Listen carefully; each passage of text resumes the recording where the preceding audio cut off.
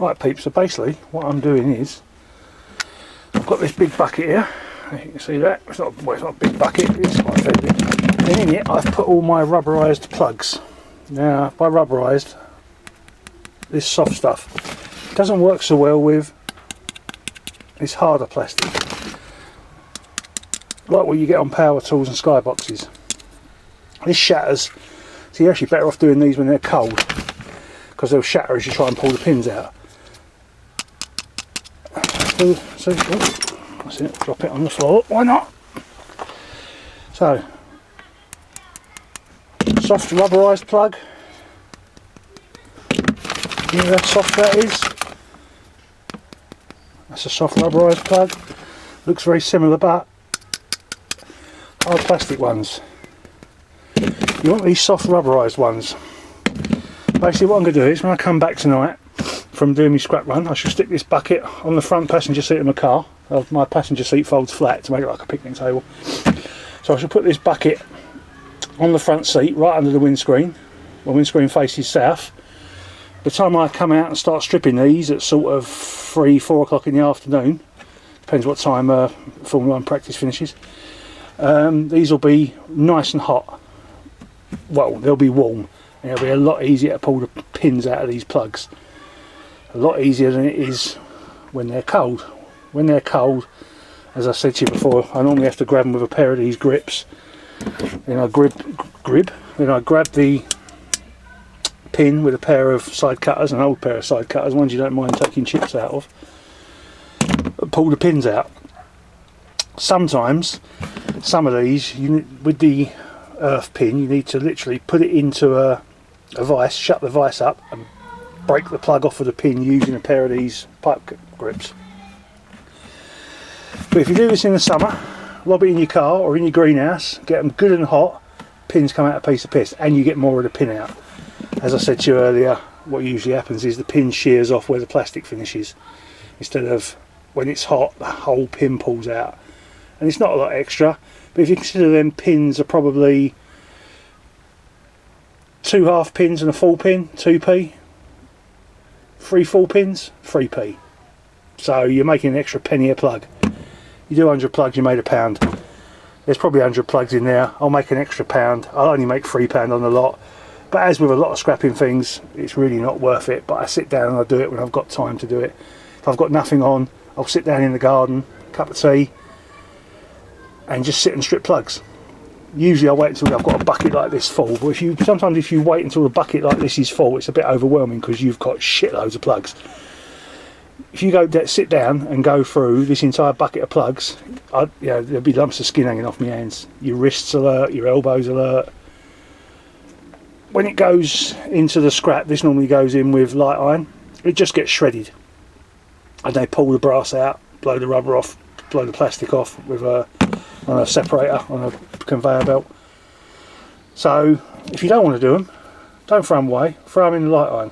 It's all extra weight. If you weigh in light iron, I give my light iron away. So what my scrap man gets is usually, he'll get these with the plug snaps off. That's got one of them particularly difficult, as you can see it's got gouges out of it where I've tried to pull it out. That'll have to go in a vise and be snapped off. Some of these are built so well you just cannot get the pins out of. And I just don't bother, I go through so many plugs. Literally I bring home 10, 15 plugs every single night. So that's nearly 100 pins over the course of a, well, it is 100 pins over the course of a week, 100 plugs over the course of a week. And so I'm doing this catch up at least once a month. And when you're doing the same thing over and over and over again, you get bored with the really difficult aspects of it. And the really difficult aspects are trying to pull some of them earth pins out. If they don't pull out first time and twist, I just throw the plug, take the other 2 pins out and just throw the plug straight in the light iron, which is where it goes anyway. So anyway, there's a little tip. Put your plugs out in your car when the weather's like this. It softens them up, it makes them easier to do, and you'll recover more brass out of them. 24 hours later. Right peeps, right, this bucket has been sitting in the front seat of my car for the past 24 hours. It's now 4 o'clock in the afternoon ish. I've just gone and watched Formula 1 practice. Now the hardest pins to take out are always these earth pins, because they usually come out in one hit and they're full width all the way down. As you can see how easy that is to twist. This rubber is so soft. That one's not going to come out and make me out to be a liar. See how easy these are coming out? Now these ones, as you can see, are in a hard plastic insert, and it's made no difference to how easy or hard they come out. But the ones that are in a full rubber plug,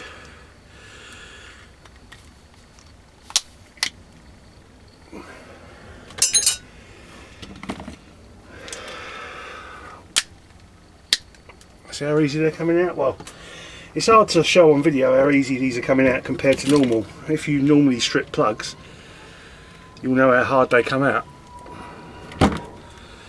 In fact, the soft rubber plugs, they're actually harder to pull out because the rubber just grips hold of them. But these are, what do I say, 50% easier. Usually every third plug or so, you can't get the earth. I mean, that's just pulling out like a piece of piss. It's quite surprising the difference. I mean, I need to get a plug that hasn't been sitting in my car to show you how difficult they can be. This is one of those impossible ones. Oh, look at that. As I say, usually with the reason I'm dropping some of these is because they haven't got earth pins. I mean, look how easy that is. If you strip plugs for a living, or if you strip plugs scrapping rather, you'll see how easy these are twisting. And then not coming out to make me look like a liar. I mean, look, that's coming out with the wire inside. It's pulling it all the way through from in there. It just goes to show how soft these are. Oh, there's a blister coming up there. See that? Just from holding the plugs, I've just felt the skin break away. That's what happens on a regular basis. And that's not bad because I'm 50 plugs into it, so I can't really grumble. But there are injuries that come with this. I mean, look, I don't know if you can see that. That's a big old blister there. A whole top layer of skin on the inside of my thumb has come away. I can feel it moving about on top. It's only dead skin. It's not going to blister up like a big bubble. But I have just lost that top layer of skin. So there are downsides to... Oh, that is horrible. Oh, look at that. Don't say there's no downsides to scrapping, because there is. That is a big red raw patch. I just felt that give way. So I'm going to give this up for the day. I'm going to get back to this next week sometime when my hands have recovered. This is why I did 100 of them yesterday, which is why that's given way. This is why I don't sit down and do, trying to let this stuff build up. If you let this stuff build up, that's what happens. Oh, that's horrible. Ugh. I'm going to go and put a plaster on that. Anyway peeps, that's my tip for the day. Stick these out in the heat, get them nice and soft, and don't do too many over the course of a couple of days, because you'll injure yourself. Ta-da.